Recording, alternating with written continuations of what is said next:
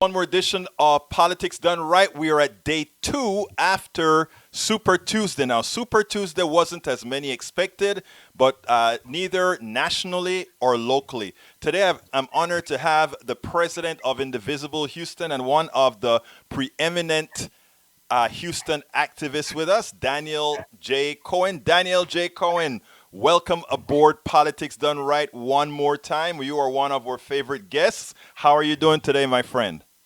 Pretty good. Ready to cause trouble. Happy Super Wednesday. Yeah. It's Wednesday going on Thursday because the folks that are watching you are going to see you on Thursday and then they're going to say, "Wait a minute. Super Tuesday was 2 days ago." Daniel, are you late? Yeah, well, I hate to correct the host, but it's actually Wednesday going on Tuesday again. Oh, Because, okay, I'm correct. I stand. Hey, you this know, is politics done right. So people have to make me right whenever they need to. So that's a part of the game. Anyhow, first of all, Daniel, tell me a little bit about your thoughts of this whole Super Tuesday. How did you feel going in? How did you feel leaving it? it's mixed feelings, right? Because you look up and down the ballot and you see signs that can point in multiple directions. I think it's easy to forget that progress can be slow and it can appear even slower. But I think that a lot of people did really good organizing, and we started to see some of that stuff show up. All around the country at different races that were really exciting and were dogfights, right? And some of them turned out how, say, progressive activists and organizers would like to turn out, and some of them, they fell a little bit short. But I think that people can hold their heads high because they put in a really good organizing effort, and they're going to keep doing that. Here in Harris County, there's still some dogfights outstanding because we have runoffs down here. So we're going to have a 2-month sprint between now and the May runoffs. But there are some really, really good down ballot candidates, people who ran on the Our Revolution ticket and are still in the fight, including a couple who are front runners for positions that will swing the balance of bodies in our local community, that will affect the lives of 4 million people or more. So we've got a lot to do. If you were in a Super Tuesday state and you're a progressive activist or you're a progressive voter and your candidate didn't win, wasn't viable, didn't take the state, there's still a lot for you to do. So just keep that in mind, that if you want to build a progressive bench, it's going to start in your local community. And you're seeing that around the country, and there's no rule. You don't have to go and do a tryout to see whether or not you're good enough to try to make a change. It's not like watching sports where you're like, oh, I just hope the Lakers win, but there's nothing you can do but like grip the side of your seats. You're in the game.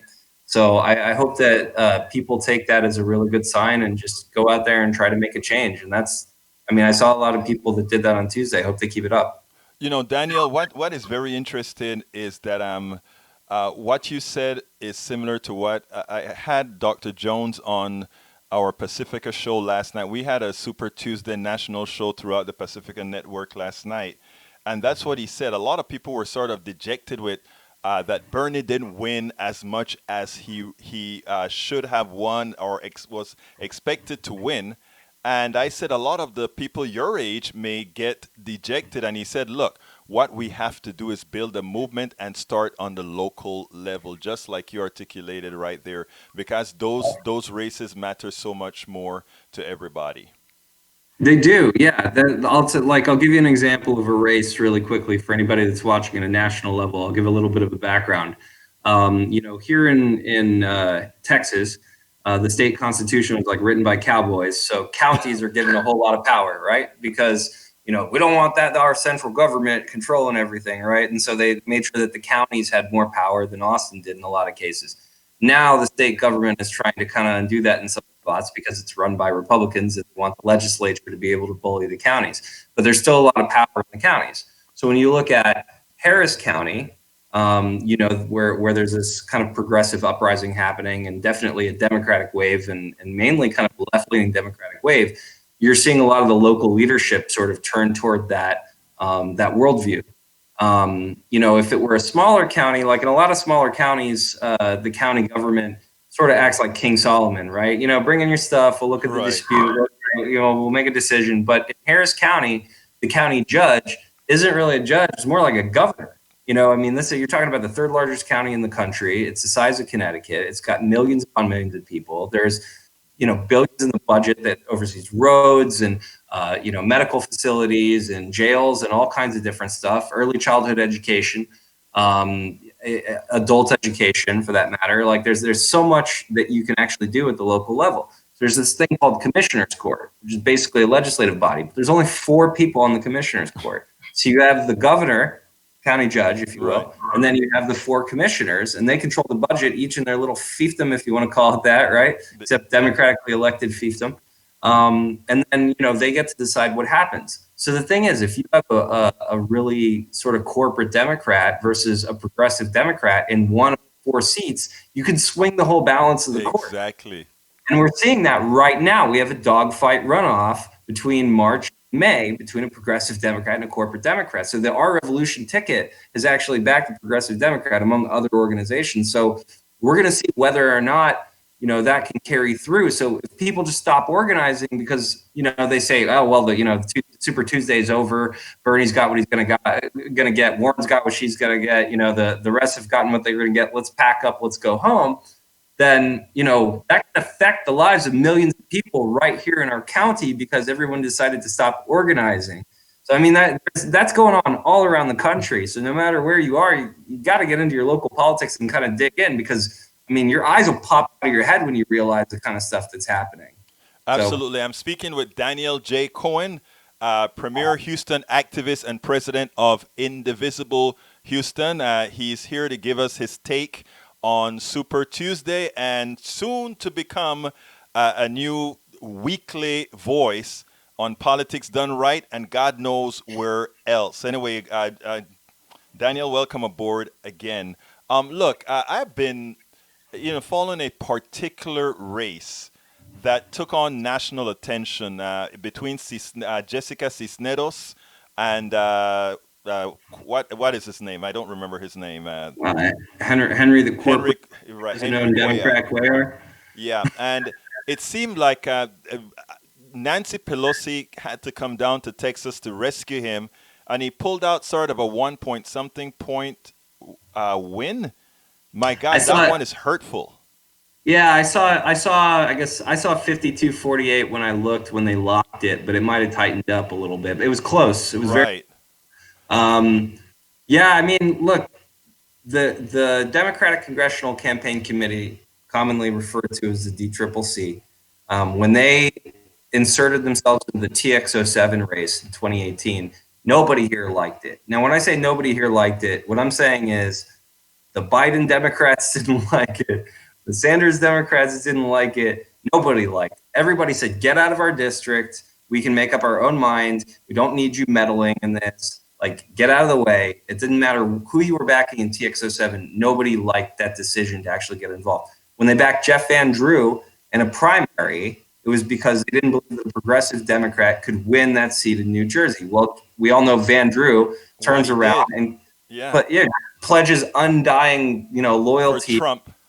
Yeah, and I mean, and it's so the guy's a total opportunist. We know it because you look at his Trump score on 538, which if you don't know what a Trump score is, that's a percentage of the time that he votes with Trump. Yeah, he votes with Trump. It was like 9%, right? So then he switches parties because he's cooked. Otherwise, like that was the real problem at the end of the day. So he's clearly an opportunist, and I mean, your Trump score doesn't tell you everything. I mean, you can vote with Trump only 9% of the time, but be telling lobbyists in the back hall like, hey, you got to kill this bill. They're trying to pass Medicare for all or whatever it is. But at the same time, we know that if you're only voting with the guy 9% of the time, if you join his party, you're doing it for political opportunist reasons, and he'll be voting with him 100% of the time from here on out.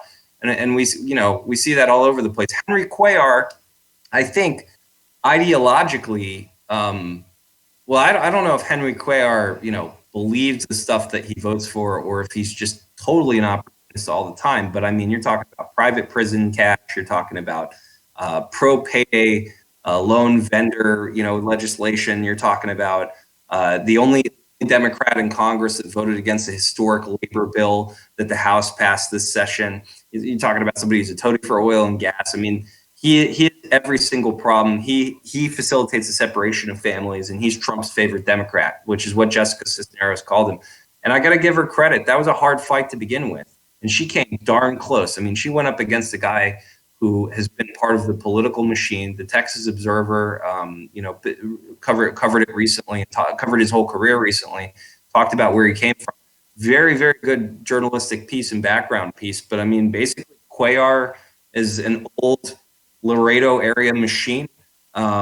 He's built up ever since he was a young guy. He's been chasing corporate cash, and finally somebody went out there and challenged him and made sure to hit him over it. But the DCCC's decision to just back incumbents across the board is abhorrent. The way that they manage is abhorrent. The fact that they don't facilitate turnover of leadership and new leadership makes them part of the problem.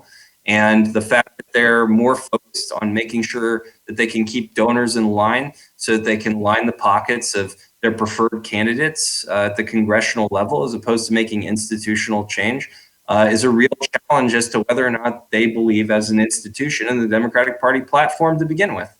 I think you actually wrote a piece about Cuellar before, where you stated, who he's in ALC for quite a while, and you asked the question, a rhetorical question, whether these guys believe anything or what they're doing, and I think the answer is clear. They just go wherever the money is, wherever the corporatocracy tells them to go. And if it tells them to be benevolent, they're benevolent. If they have to betray people, they betray people. And that is one of the reasons why Nancy Pelosi, someone that in generally we revere because of her power, her prowess, and her ability to run the Congress, she knows better than Cuellar. I mean, not even Nancy has the record that Cuellar has. No, I mean Nancy Pelosi is running in San Francisco, and I gotta think that in the through the lens of public service that there's like some difference in their heads as to which ideology that they have, right? Or otherwise they wouldn't really wind up anywhere to begin with. So I feel like in their own minds there is, but they haven't stood back from the system and said, look, this isn't sustainable long term. And it's not sustainable long term because we're not upholding the values that you would uphold if you just looked at the party platform. Instead they start kind of, it's, oh, well, you're assigning a purity test, and one Democrat in one area is not going to be the same as another Democrat in another area. But here's what I know at the end of the day. I know that Henry Cuellar's policies facilitate the separation of children. And I know that Justice Cisneros' policies sound a heck of a lot like the reasons that people state when they talk about why they're a Democrat in the first place, right? The rank and file Democrats that like give that whole pitch about where their values are. So for her to step into that race certainly says which side of that coin that she's on. And it may be that it's systemic and institutional because she's made an agreement right across the board that she's going to back the incumbency. The fact that it's systemic and institutional doesn't make it any better. Right, absolutely not. Now, Daniel, where are we going for the next few weeks? I mean, you'll be back next week, so tell me what happens this week. What's on the activist agenda for this week? All right, well, let's talk about Harris County here. I know that everybody's, this is a national audience, but I got to tell you how excited I am about a couple of races that are outstanding because we got major fights, major runoffs. There are three races that I see in Harris County that I think are going to be, just major, showdowns. All right. Right. First one is in Texas's 2nd congressional district to take on the corrupt Dan Crenshaw, the mouthpiece for the military-industrial complex, Mr. Warlike Dan Crenshaw, who will do or say anything to get elected. And that is between Sima Lajavarian and Elisa Cardinal. Elisa Cardinal is the left candidate in that race. She's a veteran. She's a teacher. She's a mother of three. Sima, was a bundler. I mean, and she was, for a long time, she was a Republican. It's been a long time since she was. But she jumped into the race very, very late in the game. She's done some work with some activist groups, and she's an immigration attorney. So I'm not taking that away from her. But at the same time, some of the activism that she has done is the politically acceptable activism in the wealthier neighborhoods of Texas's 2nd congressional district, as well as some of the surrounding districts. So that's one race that's going to be interesting. We'll kind of see how it turns out. Sima was leading. She was close to avoiding a runoff, but Elisa did hold her under 50%. So we'll see kind of where that goes. And now it seems like Sima has a lot of money. Like she has deep pockets. She was on the air more than anybody else that I've seen in any of these local races. Yeah, other than Pierce Bush, you Right. know, Well, and he lost. came in third. Take Yeah. that. Yeah, that's if anybody doesn't, I got to share this with your national audience. You know, we had a Bush run down here in the Republican primary, and he lost to this sheriff who's like your backyard sheriff named. And so Pierce Bush ran ads on TV about that boogeyman socialism over and over. Socialists are coming, and he lost to Sheriff Nels, and he lost to this woman named Kathleen Wall, who runs these ads where she smashes like the wall and Al Qaeda and the cards. One ad, It was and funny watching those commercials, man. it's out of control, man. It looks like a Robert Rodriguez film or I something. know. It's like, so anyway, if y'all get a chance, you should check out Kathleen Wall. Worst stump speech you've ever seen. She's not winning the nomination, and with any luck, Shree is going to win that seat. You know, he'll beat whoever comes out of that primary, probably Sheriff Nels. That was a close race. Shree managed to avoid a runoff on the Democratic side. Oh, at the time I didn't see that. So Shri did make it. Yeah, he managed to avoid a runoff in the Democratic nomination race, so he'll be going either against Kathleen or against Sheriff Nels. And either way, that's I'm sure Trump will tweet something out about that House race before it's all over. But in the meantime, you can just enjoy seeing the fact that a Bush came in third in Texas. So I guess they were tired of that stuff. The second race that I just want to mention, I think that is a model for you to look around in your own local community and see who controls this stuff is for State Board of Education.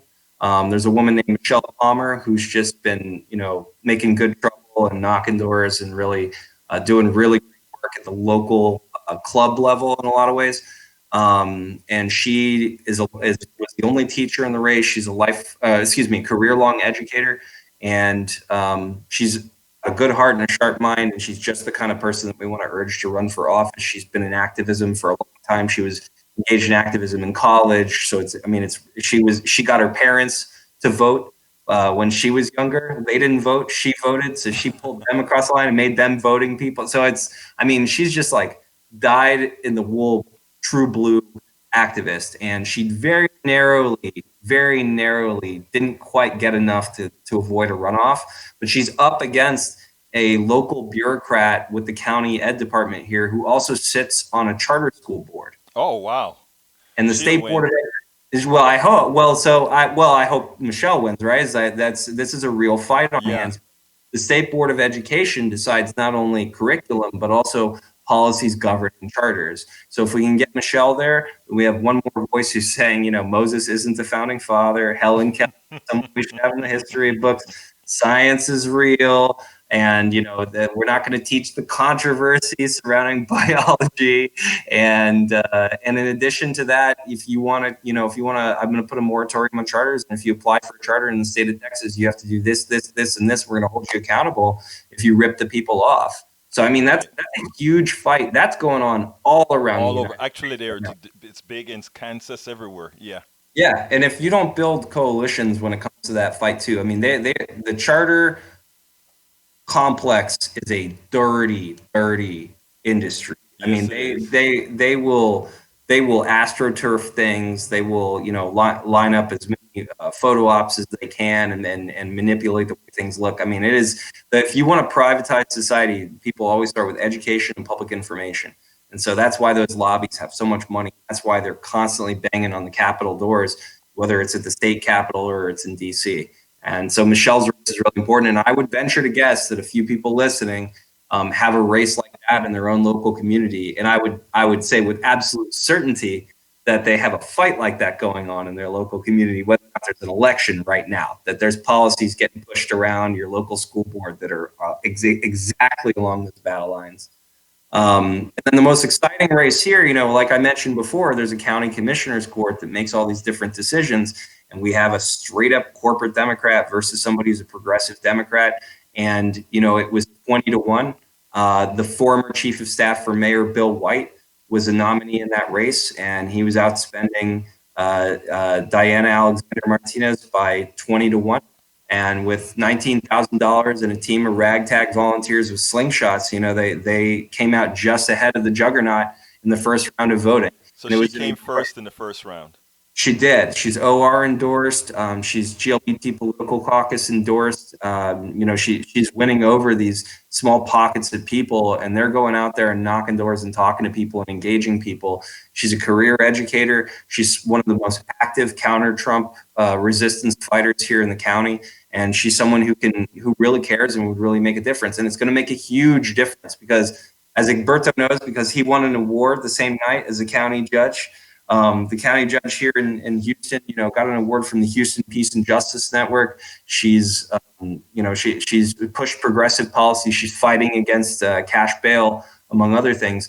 If you get a corporate Democrat in that seat, it's going to create a scenario where the other swing voter and the Republican in that can form a bipartisan coalition where there's cover fire for these corporate Democrats and they can claim pragmatism. So if we don't get somebody in there that's going to stay true to the values of the agenda that's being set at the leadership level in this county, then it jeopardizes the progressive agenda just based on a few seats. I mean, they've got so much power. And I guarantee you, in your own community, there's a seat or two just like this. It may not be county commissioners. Maybe your mud district has a lot of power in your local community, but there's something, I promise you, that if you go and just scratch the surface and look just a little bit closer, you're going to see that there's a lot of money that can be moved around here, and either it's going to go toward public good or it's going to line somebody's pockets. So that's what the next 3 weeks, the next few weeks, the next couple of months, those are the three races. Texas's 2nd Congressional District, State Board of Education, Position 6,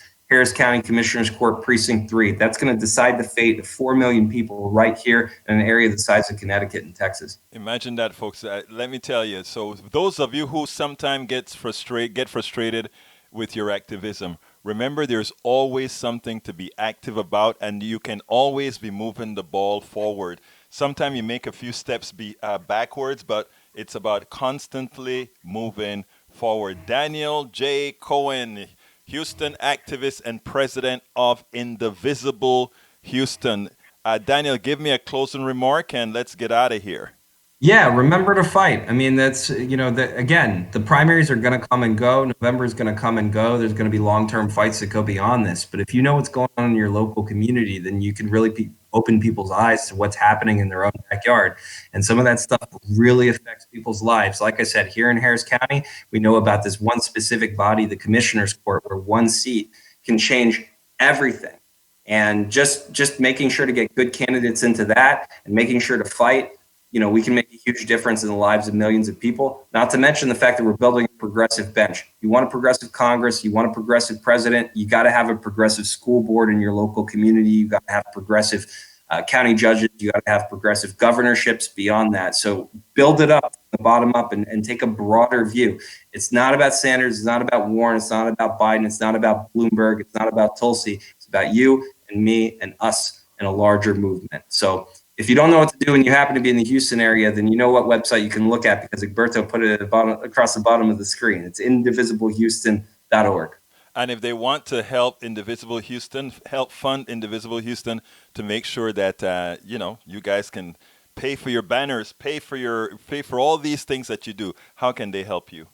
They can go to indivisiblehouston.org and donate. And in fact, yes, 100% of the funds go toward things like Egberto was mentioning, like banners, like paying for events, locations. Events, locations, the different programs that we need to run the stuff that we do, clipboards if we need them, whatever it is. But we're out there, we're knocking doors, we're, putting posters up, we're chasing politicians and asking them the hard questions on film. We're gathering in the streets, we're gathering in the school board rooms, we're gathering everywhere that we can and organizing and holding our representatives accountable. So yeah, please feel free to donate, indivisiblehouston.org.